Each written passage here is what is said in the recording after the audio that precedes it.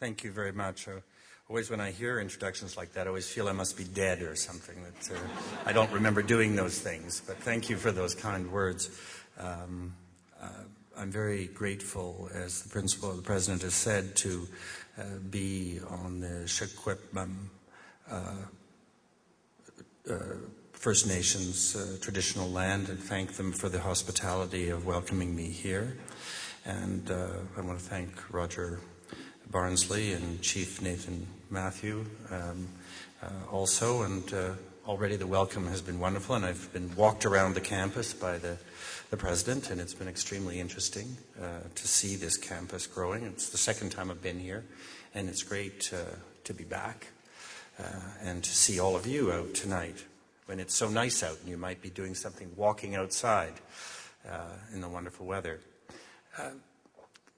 Canada was built out of a conversation. Countries, some countries are built by armies, economics, and there's always an element of armies and economics and so on, but Canada was really built out of a conversation, partly because we were such in terms of the European idea of a nation state, we were such an isolated, in terms of European terms, poverty-stricken, because it was hard to just come here and make money, put the armies through and put the money in behind and build something really fast. So we were really built out of a conversation between First Nations and the newcomers.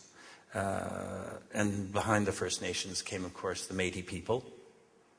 Perhaps the single most interesting invention of the First Nations and the Europeans together was to create a new people, really astonishing new people. And behind that, of course, the Inuit, who were always there, but became involved in the project, if you like, latest in the day. This is the basic Canadian conversation. I mean, that is the Canadian conversation, the conversation between First Nations, Métis, Inuit, and the newcomers. Some of the newcomers have been here for 4 centuries. This sounds very loud, is it? No, I'm going to move it back a bit. It just sounds, is it still all right? Yeah. This is a conversation which has gone on for a long time. It's the basic conversation. It matters because inside that conversation, I think there lies the nature, the structure of our civilization. We live in a time when most of the public discourse is pretty utilitarian. It's pretty short-term. It's pretty linear. And so we forget, and when we talk about the past, it's usually in a kind of romantic way. Oh, we don't know our past, sort of thing. Whereas we really miss the fact that what we're doing today, we're doing to a great extent because we started learning how to do it thousands of years ago here, and specifically in terms of if you like, the current project of Canada, 400 years ago, when the newcomers first started meeting First Nations people, and a conversation evolved. So it's a conversation that's been going on for 400 years. But what's not often said, at least by non-Aboriginals, is that one of the most important moments in that conversation took place here in Kamloops, or to be more precise, at Spence's Bridge. Is that just up the river or down the river? Not far from here. On the 26th of August, 1910. How many of you know what I'm talking about? Just out of curiosity. Come on, raise your hands. Above average audience, It's about 10%. So, this is a country in which the most important documents, and I can list them, the address to the electors of Terrebonne, the Great Peace of Montreal, the Great Peace of Niagara. I just go on this list of, say, the 20 most important written documents in Canadian history. And the interesting thing about them is that any audience, you'd be lucky to get 10%. Who knows? And the reason is they're not taught anywhere. The reason they're not taught is because they're important. The characteristic of colonial history is that you never teach the really important stuff. What you want to talk about is Britain and France and Queen Victoria and our relationship to Europe and our relationship to England and now our relationship to the United States. It couldn't possibly be that we ever did or said anything interesting here. And when we talk about that, we just try and limit it to things that are really short and non-intellectual, like Vimy Ridge. And I'm not against talking about Vimy Ridge. I come from an army family and all the rest of it.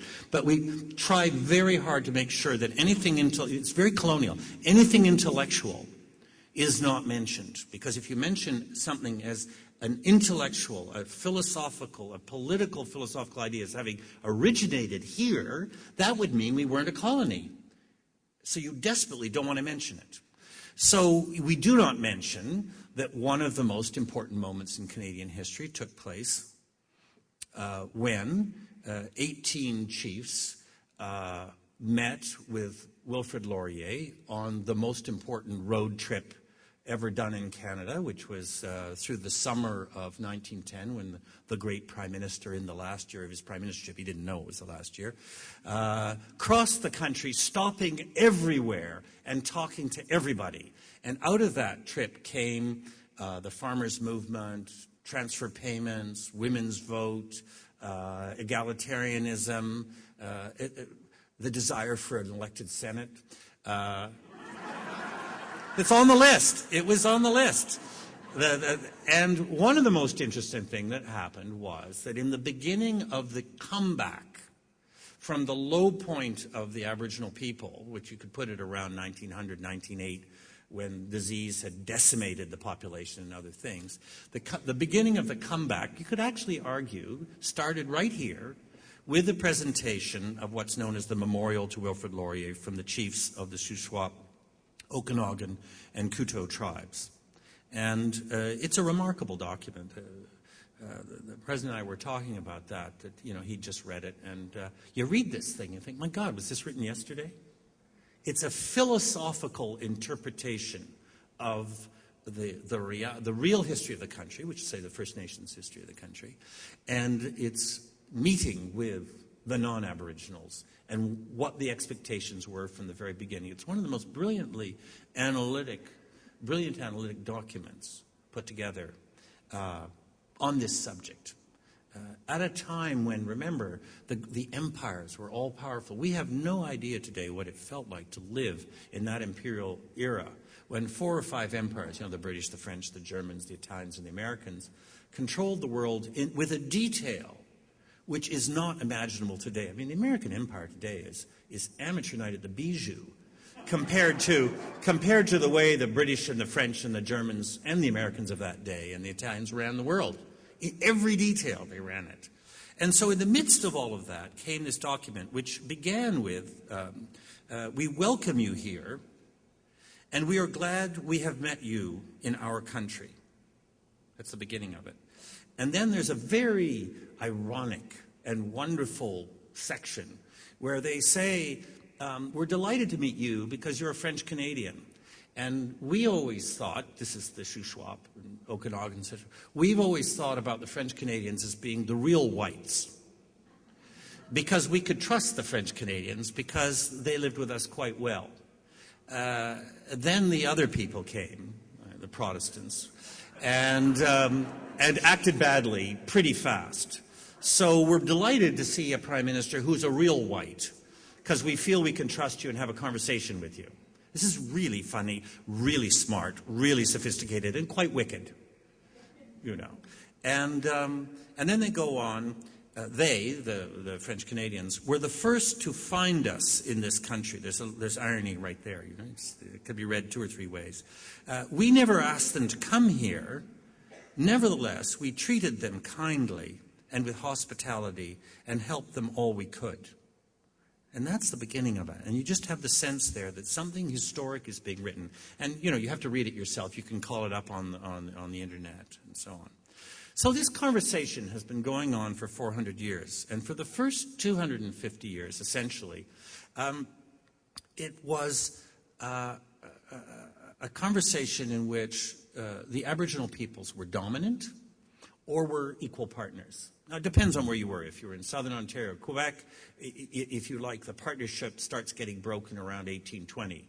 Because up until 1820, the defense policy of New France and Canada and British North America was entirely based on the fact that the people who were in the north could only defend this territory if the Aboriginals agreed to defend it with them. Otherwise, it was undefendable. And after the War of 1812-14, there were suddenly enough kind of people with rifles who weren't Aboriginals, and so they began to break the agreements, written or not, and no longer respect the relationship, the friendship, the conversation. But if you go into the prairies, that date moves from 1820 to kind of 1870, 1875, 1880 with the Métis. Here, it's somewhere around 1870. It's not very long ago, just over a century. And of course, if you go up north, the further you go up north, the later the date is. By the time you get to Nunavut, the Inuit are in control until kind of 1960.